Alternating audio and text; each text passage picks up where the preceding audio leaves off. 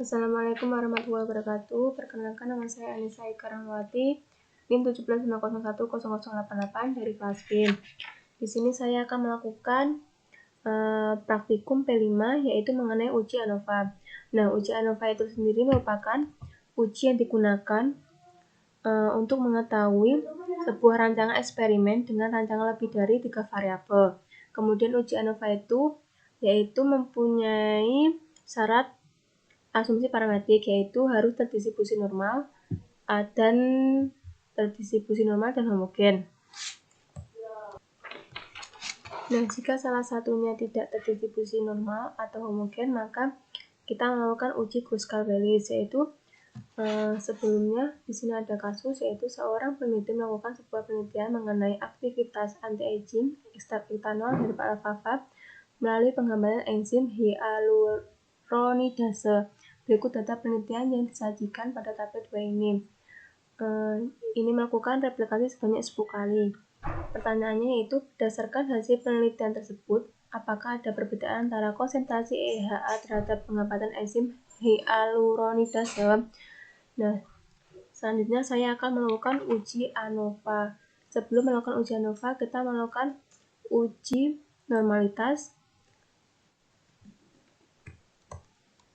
Pertama, kita melakukan uji normalitas.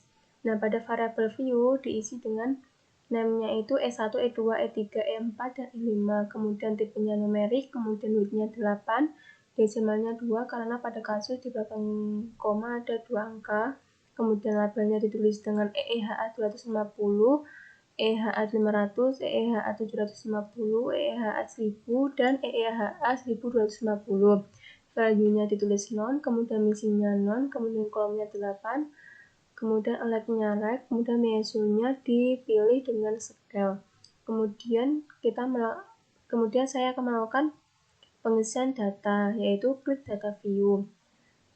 Diisi sesuai dengan kasus. Setelah diisi, kita klik analyze, kemudian pilih deskriptif, kemudian pilih explore, kemudian pilih statistik.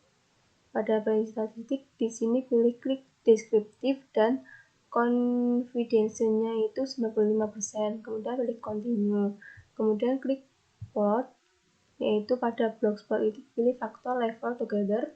Kemudian deskriptifnya itu dipilih, klik semuanya. Kemudian jangan lupa klik normalitas plot with test. Kemudian klik continue. Setelah itu klik OK. Di sini tabel normalitasnya yaitu pada EEHA 250 nilai signifikannya kurang dari 0,05, maka tidak terdistribusi normal. Kemudian saya akan melanjutkan uji homogenitas.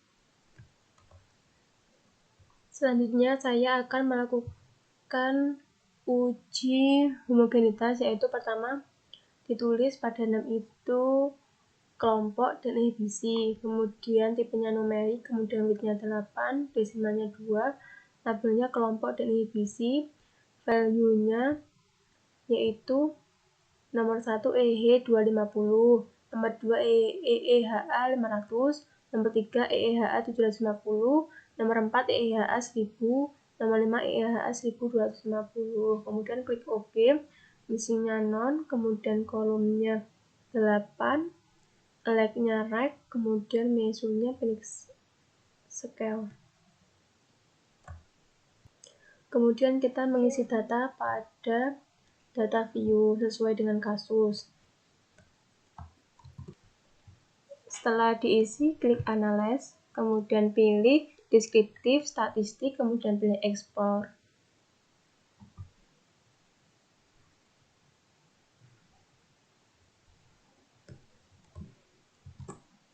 Setelah itu pada kelompok ekstrak dipindahkan pada faktor list, kemudian untuk inhibisi pada dependent list, kemudian pilih plot, kemudian untuk pada block plot itu pilih non, kemudian deskriptifnya tidak ada centangnya, kemudian pada spread phase level width dipilih power estimation, kemudian klik continue.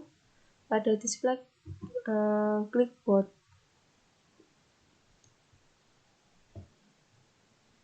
Setelah itu di sini hasil bisa dilihat hasil signifikannya ada yang kurang dari 0,05, maka datanya tidak homogen, artinya tidak ada perbedaan. Pada kasus P5 ini datanya tidak terdistribusi normal dan tidak homogen, maka langsung ke uji Kruskal-Wallis. Kemudian saya akan melakukan uji Kruskal-Wallis, yaitu pertama pada variabel view ditulis kelompok dan inhibisi, kemudian tipenya numerik, kemudian widthnya 8, desimalnya 2, labelnya kelompok dan inhibisi, value-nya yaitu angka 1 EEHA 250, angka 2 EEHA 500, angka 3 EEHA 750, angka 4 EEHA 1000, dan angka 5 EEHA 1250. Kemudian klik OK. Kemudian missingnya non, kolomnya 8, olehnya right, kemudian mesonya dipilih scale. Kenapa kita menggunakan uji Kruskal-Wallis? Karena tidak normal dan tidak terdistribusi normal dan tidak homogen. Kemudian mengisi data pada data view sesuai dengan kasus. Setelah selesai, klik Analyze, kemudian klik on Parametric Test, kemudian klik Latency Dialog, kemudian pilih yang K-independent Sample. Kemudian untuk kelompok, masukkan ke grouping variabel, kemudian inhibisi, masukkan ke test variable list, kemudian klik option. Kemudian pada define range yaitu minimum 1, maksimum 5 karena ada 5 data. Kemudian pilih continue. Kemudian pada tes tipe jangan lupa centang pada Kruskal-Wallis, yaitu kemudian klik OK. Nah, di sini ada hasil output dari Kruskal-Wallis, yaitu asim-signya yaitu nilainya 0,000, artinya kurang dari 0,05, yang berarti ada perbedaan antara konsentrasi EEHA terhadap penghambatan enzim hyaluronidase.